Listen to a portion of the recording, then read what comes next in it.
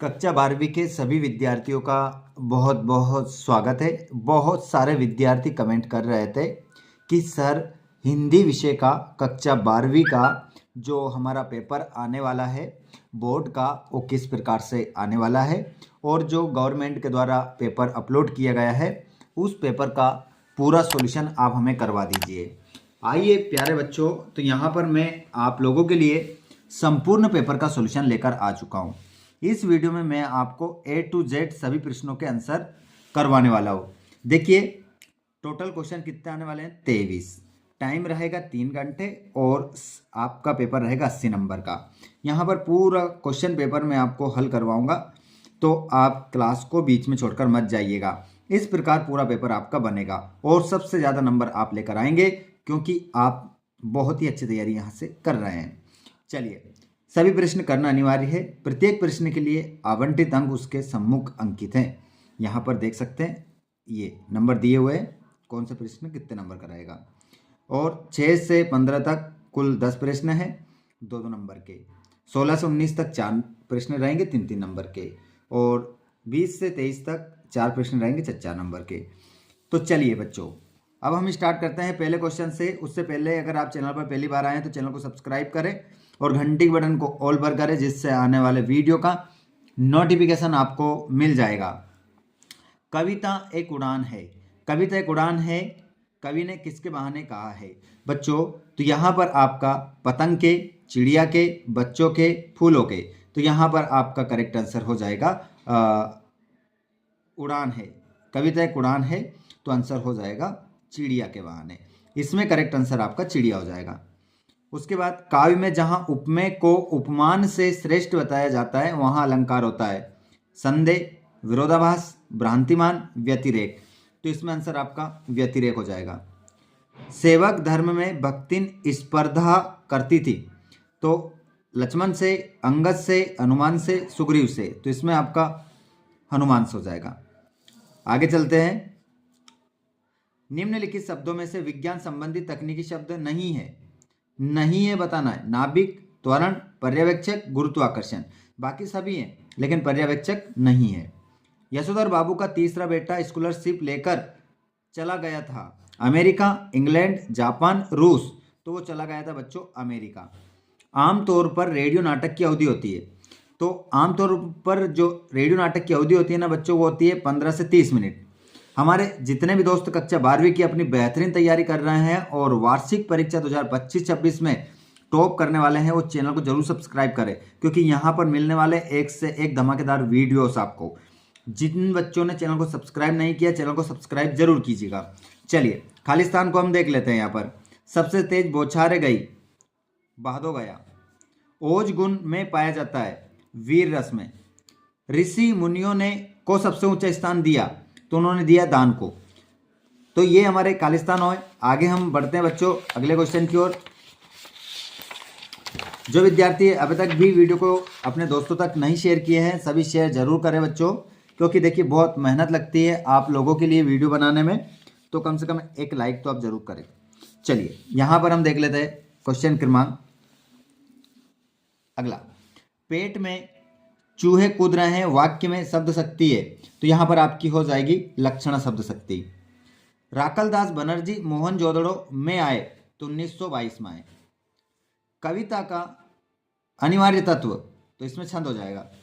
उसके बाद में जिद आया बालक आंगन में ठुनक रहा था, तो इसका आंसर होगा बच्चों सत्य। सत्य फत्य बताना है प्रश्न नंबर 3 में। सोटा एक वर्णिक छंद है, तो इसका आंसर हो जाएगा असत्य, क्योंकि मात्रिक छंद है सोटा। आगे चलते हैं। शेर के बच्चे का फल नाम चांद सिंह था, तो इसका आंसर भी आपका सत्य हो जाएगा। हंसना रोना पूर्ण पुनरुक्त शब्द युग्म का उदाहरण है, तो इसका आंसर भी आपका क्या होगा, असत्य होगा। बसंत पाटिल नाम का लड़का शरीर से दुबला पतला था, तो इसका आंसर सत्य हो जाएगा। पत्रकारिता जल्दी में लिखा गया साहित्य है, तो इसका आंसर आपका सत्य हो जाएगा। आइए बच्चों आगे क्वेश्चन की ओर बढ़ते हैं। चौथा क्वेश्चन आपकी स्क्रीन पर आ रहा है। सभी ध्यानपूर्वक देखें क्वेश्चनों को, गलती किसी प्रकार की नहीं करना है। जोड़ी मिलाना है। कबीर सम्मान मिला है लक्ष्मी नारायण को। नए बिंब नए प्रतीक, ये प्रयोगवाद की रचना है। विशेषताएं, स्मृति की रेखाएं, भक्तिन, आश्रय की बाह्य शारीरिक चेष्टाएं, इसे बोलते हैं अनुभाव, शुभकामनाएं आशीर्वाद, इच्छावाचक वाक्य, मुद्रित माध्यम की विशेषता, शब्दों का स्थायित्व, असिक के फूल, शमशेर बहादुर सिंह। इस प्रकार आपकी जोड़ी यहां पर मिलकर तैयार हो जाती है। ठीक है, लास्ट क्वेश्चन बचा है, उसके बाद में हम पूरे क्वेश्चन देखेंगे एक एक अथवा सहित क्वेश्चन के आंसर बताने वाला हूं। रघुवीर साहब किस तार सप्तक के कवि हैं? तो ये जो कवि हैं वो दूसरा तार सप्तक लिख सकते हैं आप, दूसरा तार सप्तक के कवि हैं। पंडित जगन्नाथ के अनुसार काव्य की परिभाषा, तो इनकी जो परिभाषा है वो है रमणीयार्थ,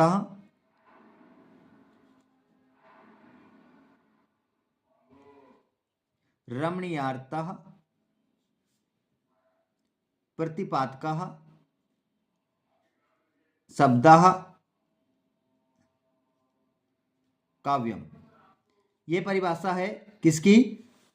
राज पंडित जगन्नाथ की। पंडित राज जगन्नाथ की परिभाषा है रमणीयार्थ प्रतिपादका शब्दः काव्यम। रमणीय अर्थ का प्रतिपादन करने वाले शब्द को काव्य कहते हैं। अगला है मूक नायक जनता पत्रिका के संपादक का नाम, तो यहां पर होगा भीमराव अंबेडकर। भीमराव अंबेडकर, ये आपका इसमें आंसर होगा। हिंदी गद्य का जनक माना जाता है, तो इसमें आंसर होगा भारतेंदु हरिश्चंद्र। भारतेंदु भारतेंदु भारतेंदु हरिश्चंद्र, भारतेंदु हरिश्चंद्र इसमें आपका आंसर हो जाएगा। जूझ उपन्यास के हिंदी अनुवादक का नाम, तो इसमें आंसर होगा केशव प्रथम वीर।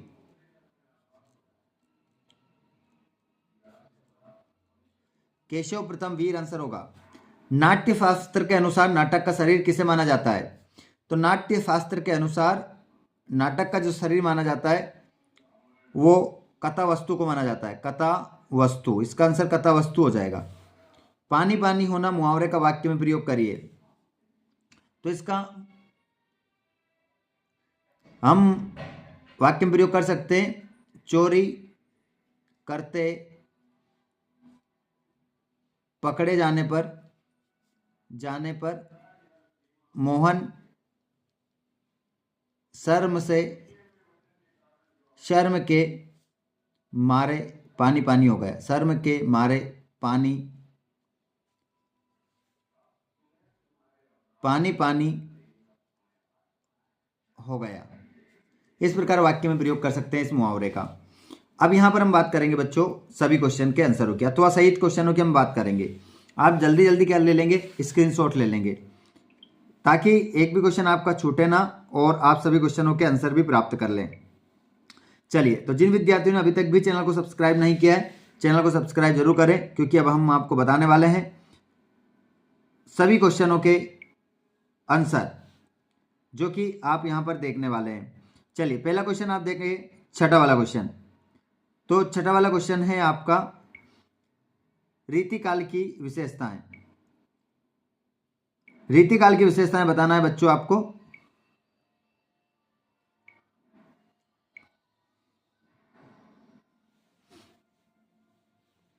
रीतिकाल की विशेषताएं देख लीजिए। और उसका तो वाला क्वेश्चन क्या है? नई कविता की दो विशेषताएं। रीतिकाल की नई कविता की दो विशेषताएं। और दिशाओं को मृदंग की तरह बजाने से क्या तात्पर्य है? और भाषा को सहूलियत से बरतने से क्या अभिप्राय है? तो इन सभी प्रश्नों के आंसर आप देखिए, ये रहे क्वेश्चन के आंसर। ये देखिएगा, आपको यहां पर क्लियर दिखाई देगा, समझिएगा। ये रहा रीतिकाल की कोई दो विशेषताएं लिखिए। रीतिकाल की दो प्रमुख विशेषताएं निम्नलिखित हैं। श्रृंगार रस की प्रधानता, इस काल की कविताओं में श्रृंगार रस की प्रमुखता से वर्णन किया गया है। और अलंकार काव्य में सौंदर्य और अलंकृत शैली का प्रयोग किया गया है। अथवा वाला देख लो, नई कविता की कोई दो विशेषताएं लिखिए। तो नई कविता की विशेषताएं निम्नलिखित है। कथ्य की व्यापकता, नई कविता में विषयों की व्यापकता और विविधता मिलती है। दृष्टि की उन्मुखता, इसमें किसी एक वाद या विचारधारा की सीमा नहीं है बल्कि विचारों की स्वतंत्रता है। ये देखिए क्वेश्चन नंबर 7 का आंसर। दिशाओं को मृदंग की तरह बजाने से क्या तात्पर्य है? तो दिशाओं को मृदंग की तरह बजाने का तात्पर्य है कि बच्चे पतंग उड़ाते समय इतने मग्न हो जाते हैं कि उन्हें अपने चारों ओर की दुनिया का कोई होश नहीं रहता। वे अपनी मस्ती में झूमते हुए दिशाओं को मृदंग की तरह बजाते हैं, जिनका अर्थ है कि वे अपने उत्साह और खुशी में इतना शोर मचाते हैं कि चारों दिशाएं गूंज उठती है। इसका तो वाला भाषा को सहूलियत से बरतने से क्या अभिप्राय है?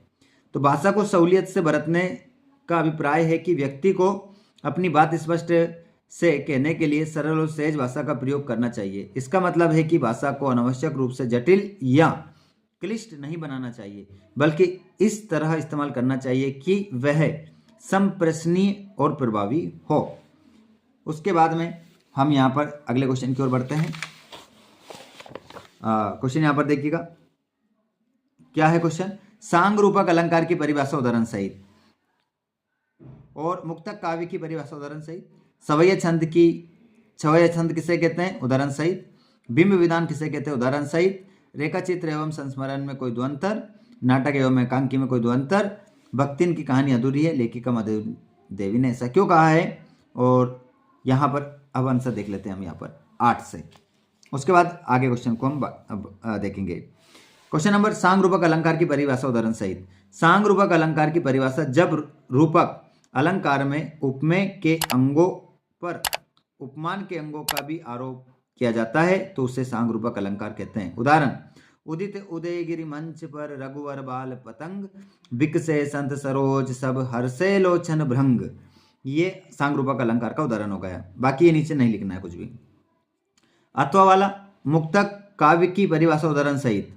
तो ये मुक्तक काव्य की परिभाषा, मुक्तक काव्य वे काव्य रचना है जिसमें प्रत्येक छंद या पद अपने आप में पूर्ण होता है और पिछले या अगले छंद से प्रसंग के लिए जुड़ा नहीं होता। इसमें किसी एक भाव या विचार की पूर्ण अभिव्यक्ति होती है। उदाहरण, बिहारी के दोहे जैसे, सतसैया के धोरे जो नावक के तीर, देखन में छोटे लगे घाव करे गंभीर। ये आंसर हो जाएगा। अगला है, सवैया छंद किसे कहते हैं? उदाहरण से बताइए। सवैया छंद की परिभाषा, सवैया एक वर्णिक छंद है। इसमें 4 चरण होते हैं, प्रत्येक चरण में 22 से 26 तक वर्ण होते हैं। इसके कई भेद हैं, जैसे मदगयन, दुर्मिल आदि। तो उदाहरण देख लो एक, या लकुटी अरु कामरिया पर राजतिहु पुर को तज डारो, आठव सिद्धि नवनिधि को सुख नंद की गाय चराई विसारो। ये आंसर हो जाएगा। अथवा वाला, बिंब विधान किसे कहते हैं? उदाहरण सहित लिखिए। तो यहाँ पर ये बिंब विधान वाला क्वेश्चन। बिंब विधान की परिभाषा, कविता में बिंब विधान का अर्थ है शब्दों के माध्यम से पाठक के मन में किसी दृश्य, ध्वनि, स्पर्श, गंध या स्वाद की स्पष्ट छवि या चित्र उत्पन्न करना। ये पाठक की कल्पना को सक्रिय करता है। काली घटा का घमंड घटा, तो यहाँ पर क्या है? ये बिंब विधान है। रेखा चित्र एवं संस्मरण में अंतर देखिए। विषय वस्तु, रेखा चित्र में किसी व्यक्ति, वस्तु या घटना का कलात्मक और वस्तुनिष्ठ चित्रण होता है, जबकि संस्मरण में लेखक अपने जीवन की किसी विशेष स्मृति या अनुभव को आत्मीयता के साथ प्रस्तुत करता है। कल्पना का प्रयोग, रेखा चित्र में कल्पना का प्रयोग हो सकता है, लेकिन संस्मरण में सत्यता और यथार्थता पर अधिक बल दिया जाता है।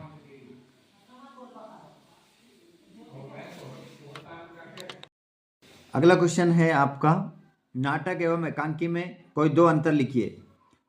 तो देखिए, नाटक में कई अंक, अनेक दृश्य होते हैं, जबकि एकांकी में केवल 1 अंक और कम दृश्य होते हैं। नाटक में पात्रों की संख्या अधिक होती है तथा कथा विस्तृत होती है, जबकि एकांकी में पात्र सीमित होते हैं और कथा संक्षिप्त होती है। उसके बाद में यहाँ पर क्वेश्चन देखेंगे आप, भक्तिन की कहानी अधूरी है, लेखिका महादेवी वर्मा ने ऐसा क्यों कहा?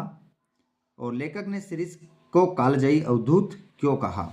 दोनों के आंसर एक साथ देख लीजिए। भक्तिन की कहानी अधूरी है, लेखिका महादेवी वर्मा ने ऐसा क्यों कहा? ये देखिए, लेखिका महादेवी वर्मा ने ऐसा इसलिए कहा क्योंकि भक्तिन की कहानी अभी खत्म नहीं हुई थी। जब तक लेखिका और भक्तिन का साथ था, कहानी चल रही थी। लेखिका को लगा कि भक्ति की कहानी का अंत उनके जीवन के साथ ही होगा, इसलिए वह अधूरी है। अथवा वाला भी देख सकते हैं। लेखक ने सीरीज को कालजयी अवधूत क्यों कहा है? तो लेखक हजारी प्रसाद द्विवेदी ने सीरीज को कालजयी अवधूत इसलिए कहा क्योंकि सीरीज का फूल भीषण गर्मी और लू के थपेड़ों के बीच भी हरा भरा और खिला रहता है। वे हर परिस्थिति में अडिग रहता है, ठीक वैसे ही जैसे एक अवधूत मतलब सन्यासी सांसारिक मोह माया से ऊपर उठकर जीवन के दुखों को सहते हुए भी स्थिर रहता है। अगला क्वेश्चन है आपका 12वां वाला, मुहावरे एवं लोकोक्तियों में अंतर और राष्ट्रभाषा और राजभाषा में प्रमुख दो अंतर। तो इस वाले प्रश्न का आंसर भी आप देखेंगे। ये रहा इसका आंसर, मुहावरे और लोकोक्ति में अंतर। मुहावरे वाक्यांश होते हैं और वाक्य में प्रयुक्त होकर ही अर्थ देते हैं, जबकि लोकोक्तियां पूर्ण वाक्य होती है और स्वतंत्र रूप से प्रयोग की जा सकती है। अगला, मुहावरे में लिंग वचन कारक के अनुसार परिवर्तन होता है, जबकि लोकोक्ति का स्वरूप अपरिवर्तित होता है। राष्ट्रभाषा राजभाषा में अंतर। राष्ट्रभाषा का क्षेत्र व्यापक होता है, ये पूरे राष्ट्र के लोगों की संपर्क भाषा होती है, जबकि राजभाषा का उपयोग मुख्य रूप से सरकारी कामकाज, प्रशासन और संसद में होता है। दो अंतर हमें बताना है, दो ही लिख लेंगे। क्वेश्चन नंबर अगला देख लेते हैं। तो क्वेश्चन नंबर आपका अगला है, अगले क्वेश्चन को आप देखेंगे यहाँ पर, रचना के आधार पर वाक्य कितने प्रकार के होते हैं, उनके नाम एवं उदाहरण लिखिए। निम्नलिखित वाक्यों को शुद्ध करके लिखिए। आपका बहुदिया, राधा एक फूलों की माला बाजार से लाई। तो इनका हम देख लेते हैं। तो यहाँ से तो आपको क्या करना है, एक ही करना है, या तो आपका लिख दो या बहुदिया लिख दो, बात एक है। ये दो गलत आ गए यहाँ पर, दो में से एक कर देना है, सही हो जाएगा। और यहाँ पर क्या हो जाएगा, राधा एक फूलों की माला बाजार से लाई। तो इसको अगर हम सही करेंगे तो हो जाएगा, राधा बाजार से फूलों की एक माला लाई। इस प्रकार से इसका आंसर हो जाएगा। समझना बात को, चलो बता ही देता हूं।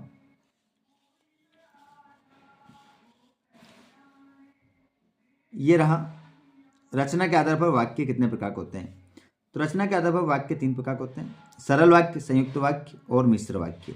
परिभाषाएं लिखिए, स्क्रीनशॉट ले लेना। शुद्ध करना है तो आपका इन दोनों में से एक लिखना है, सही हो जाएगा। राधा एक फूलों की माला बाजार से लाई, तो इसका सही हो जाएगा, राधा फूलों की एक माला बाजार से लाई। क्वेश्चन नंबर 14, मोहनजोदड़ो की जल संस्कृति की 2 विशेषताएं। तो सुनियोजित जल निकासी प्रणाली, वहां की नालियां ढकी हुई थी और हर घर में निजी कुएं और स्नानागार थे, जो जल प्रबंधन की उन्नत व्यवस्था दर्शाते हैं। अगला, विशाल स्नानागार, सार्वजनिक उपयोग के लिए बनाया गया विशाल स्नानागार जल संस्कृति का एक अद्भुत उदाहरण है, जो धार्मिक या सामूहिक स्नान के महत्व को दर्शाता है। अगला है, जू शीर्षक का औचित्य क्या है, लिखिए। क्वेश्चन देख लीजिए पहले, फिर आंसर हम देख लेते हैं, स्क्रीनशॉट ले लेना। पहले क्वेश्चन बता देता हूं मैं आपको थोड़ा सा। यहां पर देखिए, जू शीर्षक का औचित्य क्या है, इंटरनेट की 2 प्रमुख सीमाएं लिखिए, एक अच्छे लेखन की 2 प्रमुख विशेषता बताइए, और यहाँ पर सूर्यकांत त्रिपाठी निराला अथवा उमाशंकर जोशी की काव्यगत विशेषताएं, और यहाँ पर फणीश्वर नाथ रेणु, धर्मवीर भारती की विशेषताएं। 2 रचनाएं, भाषा शैली, साहित्य में स्थान, और युवा चरित्र विषय पर सारगर्भित अनुच्छेद लिखिए, और सड़क सुरक्षा जागरूकता हेतु एक विज्ञापन बनाकर लिखिए। चलिए, तो अब यहाँ तक हम देख लेते हैं। ये रहा आपका आंसर। थोड़ा सा इसका फ्लैश इधर कर देते हैं, देखिएगा। जो शीर्षक का औचित्य क्या है, तो ये इसका स्क्रीनशॉट ले लो। इंटरनेट की सीमा ये लिखिए, स्क्रीनशॉट ले लो। एक अच्छे लेखन की प्रमुख विशेषताएं, स्क्रीनशॉट ले लो। सूर्यकांत त्रिपाठी निराला का जीवन परिचय, यहाँ पर 2 रचनाएं, अनामिका परिमल, भावपक्ष ये लिखा है, और साहित्य में स्थान ये लिखा है, ठीक है। इधर फणीश्वर नाथ रेणु की 2 रचनाएं, ये भाषा शैली हो गई और ये साहित्य में स्थान हो गया, और युवा चरित्र विषय पर सारगर्भित अनुच्छेद ये हो जाएगा आपका अनुच्छेद। यहाँ पर ये अनुच्छेद लिख दिया है, यहाँ पर स्क्रीनशॉट ले लो। इसका स्क्रीनशॉट लेकर अच्छे से इसको रीड कर लेना, ठीक है। या वीडियो को पोस्ट करके भी आप क्या कर सकते हैं, लिख सकते हैं। और सड़क सुरक्षा जागरूकता हेतु एक विज्ञापन बनाकर लिखिए। तो ये रहा विज्ञापन, ठीक है, ये पूरा विज्ञापन है, इसको अच्छे से लिख दीजिएगा। और यहाँ पर रहा क्वेश्चन नंबर, अब हम बात करेंगे 18 की। चलिए क्वेश्चन नंबर अगला रहेगा आपका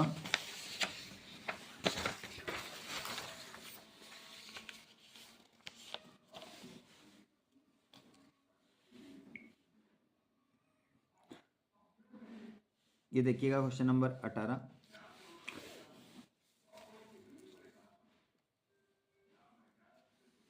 अपठित गद्यांश एवं काव्यांश को पढ़कर नीचे दिए गए प्रश्नों के उत्तर देना है।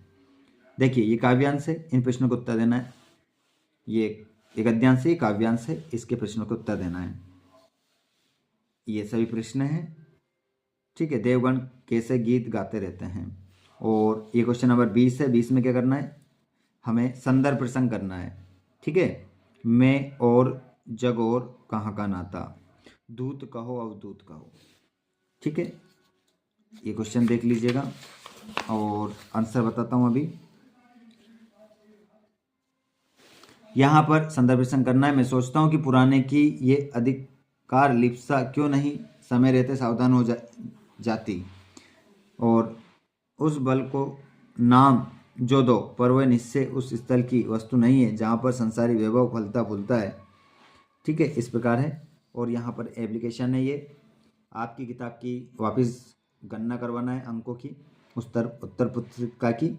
तो उसके लिए एक माध्यमिक शिक्षा मंडल हेतु एक आवेदन पत्र तैयार करना है और यहाँ पर निबंध लिखना है, ठीक है। ये निबंध लिखना है। चलो तो बता देता हूँ, सभी के आंसर स्क्रीनशॉट ले लेना आप फटाफट। ये रहे आपके आंसर। 1900 वाले क्वेश्चन का जो आपका गद्यांश था, अनुशासन और स्वतंत्रता, उसका शीर्षक हो जाएगा। ये उसका सारांश लिख देना, इतना स्क्रीनशॉट ले लेना। और ये उसका क्या हो जाएगा, राष्ट्र निर्माता का वाक्य में प्रयोग कर लिख कीजिए। और ये काव्यांश भारतवर्ष का गौरव, ये शीर्षक हो जाएगा। ये उसका भावार्थ हो जाएगा। और ये देवगण कैसे गीत गाते हैं, हे धन्य भारतवर्षवासी, धन्य भारतवर्ष है, सुरलोक से भी सर्वता उसका अधिक उत्कर्ष है। बस इतना ही आपको लिखना है। भावार्थ अब हम देख लेते हैं। संदर्भ प्रसंग, मैं और जग कहाँ का नाता।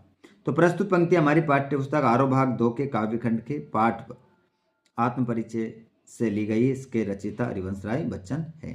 इन पंक्तियों में कवि ने अपना और संसार का कोई नाता न बताते हुए वर्णन किया है। और ये अर्थ है उसका भावार्थ, ये भावार्थ। नीचे वाला धूत कहो अवधूत कहो, तो वही प्रस्तुत पंक्ति हमारी पाठ्य पुस्तक आरोह भाग 2 के काव्यखंड के कवितावली से ली गई है, पाठ कवितावली से ली गई। इसके रचयिता तुलसीदास जी हैं। प्रसंग यहाँ पर तुलसीदास जी ने, सुनिएगा प्रसंग में, यहाँ पर तुलसीदास जी ने कहा है कि मेरा कोई सरनेम नहीं है, मैं तो भगवान राम का दास हूँ, ऐसा उन्होंने प्रसंग में बताना चाहा है। और यहाँ पर ये भावार्थ लिखा है, ये भावार्थ का स्क्रीनशॉट ले सकते हैं आप। क्वेश्चन नंबर, ये गद्यांश पद्यांश है। तो गद्यांश पद्यांश का वीडियो ये वैसे सीरीज के फुल पार्ट से लिया गया है। आचार्य प्रसाद द्विवेदी ने पाठ को लिखा है, आप समझ सकते हैं। व्याख्या मैंने यहाँ पर कर दी है। और यहाँ पर क्वेश्चन नंबर 22 में आपको क्या करना था, एप्लीकेशन लिखना था। तो एप्लीकेशन में बता देता हूँ, अभी आपको कर दी, एप्लीकेशन लिख दी है आप लोगों के लिए। ये एप्लीकेशन लिख लेना। यहाँ पर आपका नाम लिखना है, आपका रोल नंबर लिखना है। इस प्रकार आपको ये लिख कर आना है एप्लीकेशन, ठीक है। इस प्रकार ये सारी जानकारी नीचे आपको देना है। उसके बाद में यहाँ पर हम बात करेंगे निबंध की। तो निबंध देखिए कौन कौन से थे, उनको देख लीजिए पहले, उसके बाद हम बात करेंगे। निबंध देखो बच्चों, दैनिक जीवन में इंटरनेट का महत्व, समाचार पत्रों की उपयोगिता, स्वच्छता अभियान, बिनु पानी सब सून, विद्यार्थी जीवन में अनुशासन। तो ये सारे निबंध मैंने एक वीडियो बना के डाल रखा है, वो वीडियो मैंने डिस्क्रिप्शन में दे रहा हूँ। वहाँ पर जाकर आप इस वीडियो को पूरा कंप्लीट करके समझ सकते हैं और निबंध को याद कर सकते हैं। तो इस प्रकार आप लोगों के कमेंट आ रहे थे कि संपूर्ण सॉल्यूशन लेकर आइए पेपर का। तो संपूर्ण सॉल्यूशन आप लोगों के कहने पर यहाँ पर लेकर आ चुके हैं। तो प्यारे बच्चों, अगर आपको वीडियो अच्छा लगा हो तो वीडियो को लाइक जरूर कर देना, अपने दोस्तों को भी शेयर कर देना, ताकि उनको भी आने वाली क्लास के वीडियो समय पर मिल सके। धन्यवाद, मिलते हैं हम नेक्स्ट वीडियो में। धन्यवाद, थैंक्स फॉर वॉचिंग।